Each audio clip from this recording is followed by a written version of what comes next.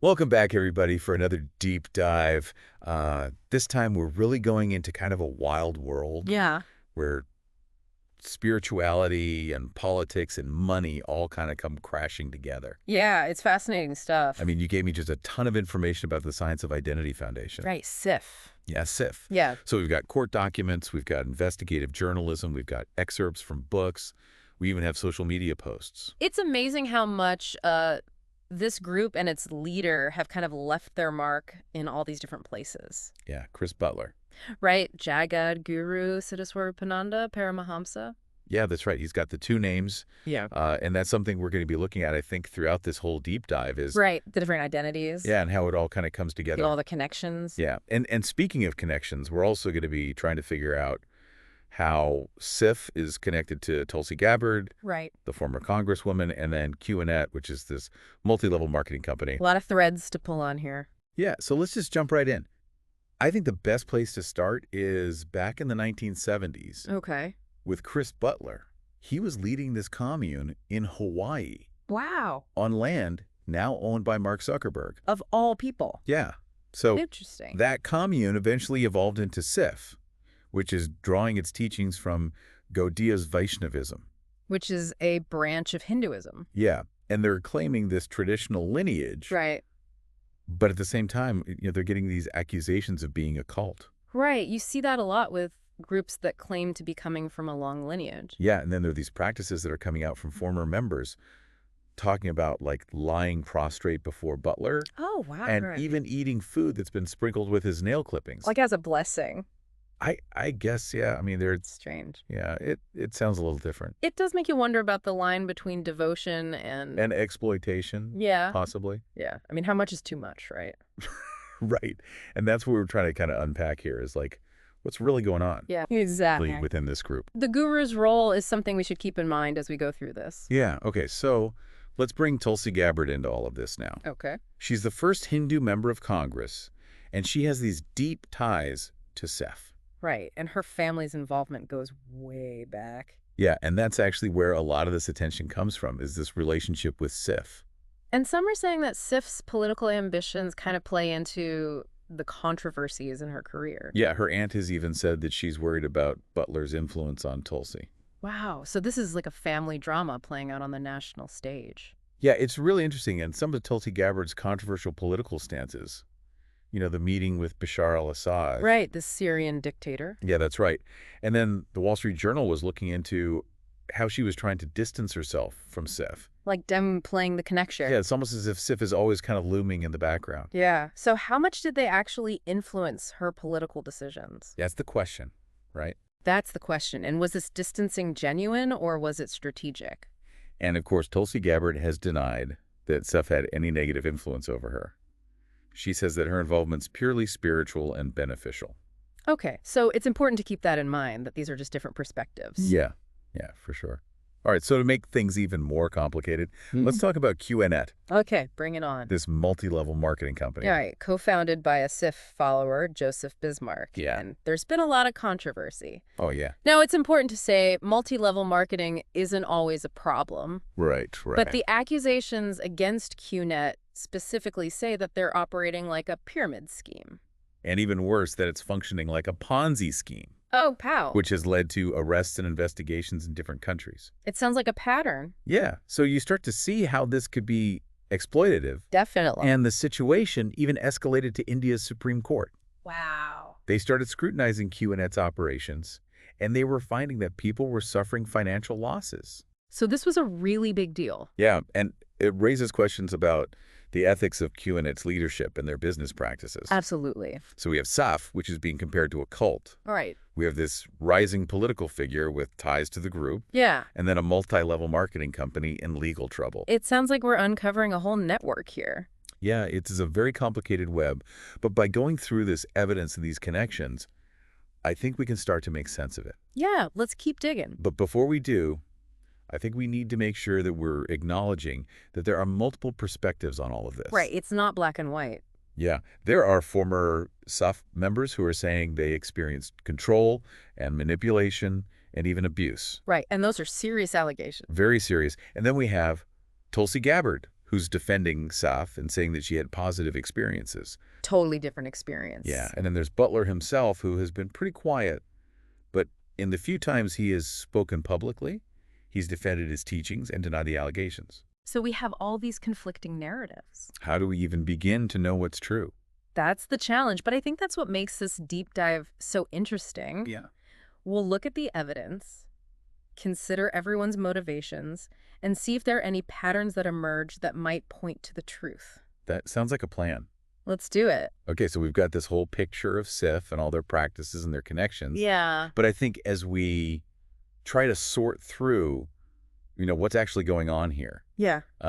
what's real and what's maybe speculation, You're right. it might be helpful to look at some bigger patterns Yeah, that's a good of groups that raise concerns. Yeah, we don't want to just make judgments about SIF based on, these comparisons. Right. But understanding some of the common warning signs Yeah. with groups that are potentially harmful Right. could give us some context. Yeah. So what are some of those red flags? Like, Okay. what should we be looking for? Well, one thing is how the group recruits new members. And we see with SIF that former members have said they felt a lot of pressure to bring people in. Oh, interesting. Almost like an obsession with it. Yeah, and I guess, that makes sense if you're trying to expand your influence. Exactly. Right, the more members you have. More power. Yeah, more power and control. And it's not just about the numbers, it's about the methods. Okay. So is there deception? Right, are they being honest with people? Yeah. Are they being upfront or are they hiding things? Right, and then there's this whole issue of isolation. Yeah. A lot of former members talked about being discouraged from, having relationships with family and friends. Right. Who weren't part of SIF. That's classic. It's So- all about controlling information. Right, if you cut people off from their support systems, Right. then the group becomes like the only source of validation. Right. They're the only ones telling you you're doing the right thing. And you're only hearing what they want you to hear. Exactly. It's an echo chamber. Yeah. And that leads us to the leader. Another big red flag is when the leader is put on a pedestal. Yeah. And in SIF, we see Butler is treated like a guru. Right. And his teachings are supposed to be beyond question. Right. We already talked about those rituals. With the nail clippings, yeah. Yeah, bowing down to him. That seems to reinforce that authority. Yeah. And that kind of dynamic can be dangerous because Right. it discourages people from thinking for themselves. Right. They just accept everything the leader says. Exactly. Which makes them vulnerable to Yeah. being manipulated or exploited. And then there's the financial aspect. Right. We have these allegations that people were pressured to give a lot of money to SIF, Yeah. sometimes even putting themselves in a bad financial situation. So that focus on money, especially if it involves pressure or coercion, Right. that's a really big ethical concern Yeah, it suggests that the group's needs are more important than than the individuals. the individual members. Exactly. And we see a similar pattern with Q&A. Those participants were encouraged to invest a lot of money Right. with promises of big returns. Which rarely happened. Yeah. And when we look at Q&A through these red flags, Yeah. it really looks like what experts call a pyramid scheme. Yeah, it's like the only way for people at the top to make money is to recruit more people. Right. It's not really about the products they're selling. Exactly. And that's where the harm comes in. Yeah, because those at the bottom... You end up losing money. Yeah. They feel cheated. Yeah. So both SIF and QNet have this financial pressure thing going on. Yeah. And it raises questions about the leaders. Right, like what are their motives? Exactly. And are they taking advantage of people? Exactly. So with all this in mind, why do people even get involved with these groups in the first place? Yeah, that's a good question. Yeah, like what makes someone vulnerable? Well, people join these groups because they're looking for something. Okay. They might be looking for meaning or purpose. Mm. They might be looking for a community, a sense of belonging. And I think, especially nowadays where people feel really disconnected Yeah, from traditional institutions, absolutely. these groups offer something that seems, Appealing. yeah, SEF promises spiritual enlightenment, right. personal transformation, a close-knit community. Yeah, so if you're searching for answers Right. or you just want to connect with people, Right. You can see how it would be tempting. yeah, and Yeah. then once you're in that environment, It's hard to see things clearly. right, you're surrounded by people who believe the same things. Yeah, and they're constantly reinforcing the group's message. And if they're isolating you from outside influences, Yeah. then you're only getting one perspective, Right. and the leader becomes the ultimate authority. Exactly. So it's really important to be skeptical. Yeah. And to think critically. To think for yourself. Yeah. And I think it's important to remember that anyone can be vulnerable to this. Absolutely. It's not about being intelligent or educated. It's about understanding persuasion and how these groups take advantage of human needs. Yeah, this makes me think about media literacy Right. and being able to tell the difference between, real information and propaganda, It's so easy to get caught up in those narratives that confirm what we already believe. especially online. Oh, yeah. Especially online. We have to be careful. We have to be critical. Yeah, so we need to be able to evaluate information, Yeah. question what we're being told. And look for different perspectives. And those are skills that we should be teaching people from a young age. Absolutely. You know? Give them the tools to navigate this world Right. full of information. Yeah. Okay, so speaking of information and narratives, let's talk about this word cult. Okay. We've been using it carefully, Right. and I think it's important to explain why.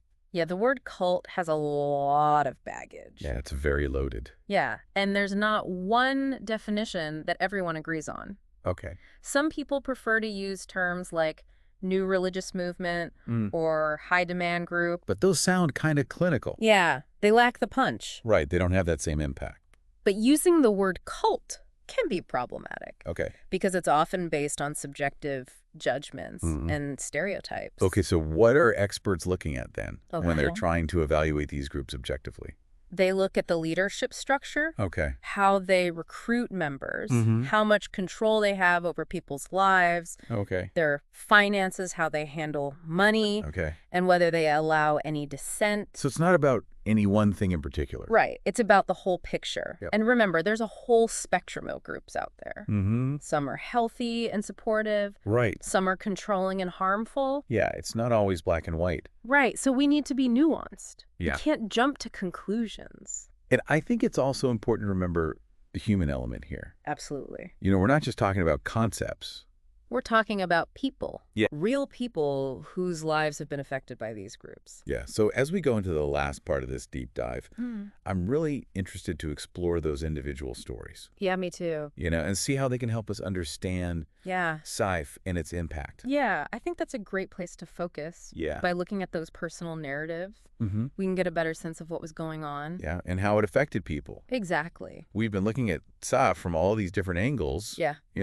Their beliefs, Yeah. how they started their connections to Tulsi Gabbard and QAnon. Right. It's been a wild ride. It has. Hmm? But for me, what really sticks out are the human stories, Yeah. at the heart of all of this. Yeah, it's easy to get lost in the big picture, all the accusations and the drama. Right. But these are real people we're talking about. Yeah, and their experiences within SOF, they're so different. Yeah. We have these former members who are describing manipulation, control, even abuse. Right. And those are serious allegations. Yeah, really serious stuff that can't be ignored. You can't just brush that aside. Oh, and then on the other hand, you have Tulsi Gabbard, who's saying that SIF was a positive experience for her, Yeah. that it strengthened her faith and her values. So how do we make sense of that? Yeah, how do we reconcile these two completely opposite experiences? I think it comes down to understanding how people's minds work Okay. and the power of these belief systems. Yeah, People are drawn to groups like SIF for all sorts of reasons. right. They're looking for something. Yeah, they might be looking for meaning in their life. Maybe they're looking for a community, Yeah. people to connect with. A sense of belonging. Exactly. And once you're in that environment, surrounded by people who believe the same thing, Yeah. exposed to these teachings all the time, Mm-hmm. it's hard to step back and see things objectively. Especially if they're telling you to cut off contact with people outside the group. Right. Isolate yourself. Yeah. And the leader's word becomes like the ultimate truth. Yeah, you can't question anything. And leaving a group like SIF, that can be really tough. Oh, I bet. You're questioning everything you believe in. Right. Your whole world is kind of turned upside down. Yeah, you might feel betrayed. You might feel lost. So how do we help people who are going through that? Well, the most important thing is to just listen Yeah. without judging them. Mm-hmm. Just be there for them. Yeah, create a space where they feel safe to share. Right. And there are resources out there, too. Yeah. Therapists who specialize in this kind of thing. Oh, wow. Support groups for former members. Yeah, I guess it makes sense that there would be Yeah. support group. And we need to educate ourselves Yeah. about how these high-demand groups operate. Mm-hmm. The more we understand, Yeah. the better we can recognize the warning signs. And offer support. Exactly. I have to say, this whole deep dive into SIF has been fascinating, Yeah. but also kind of unsettling. Yeah. It makes you think. It does, yeah, because sometimes it's hard to tell the difference between a good community and one that's potentially dangerous. That line can be blurry. Yeah. And it really highlights how important critical thinking is Absolutely. and being skeptical. Yeah. Trust your gut. Yeah, if something feels wrong. Don't ignore that feeling. Yeah. And if you or someone you know is struggling with a group, Yeah. please reach out for help. Yeah, there's support out there. You don't have to go through this alone. You're not alone. Well, this has been an eye-opening deep dive into SIF It has. and their connections to Tulsi Gabbard and QAnon. Yeah. It's really a story about how the search for spirituality and belonging Right. can lead people down these unexpected paths. Sometimes dangerous paths. Yeah. And it raises these questions about human belief, Yeah. the power of these charismatic leaders, Right. and how important it is to think critically in a world full of manipulation and misinformation. We have to stay vigilant. Yeah. Well, thank you for joining us on this journey. It's been a pleasure. I hope it's given you some things to think about and encouraged you to keep questioning and searching for the truth. That's what it's all about. Yeah, and navigating this complex world that we live in. That's the challenge. Thanks for listening. See you next time.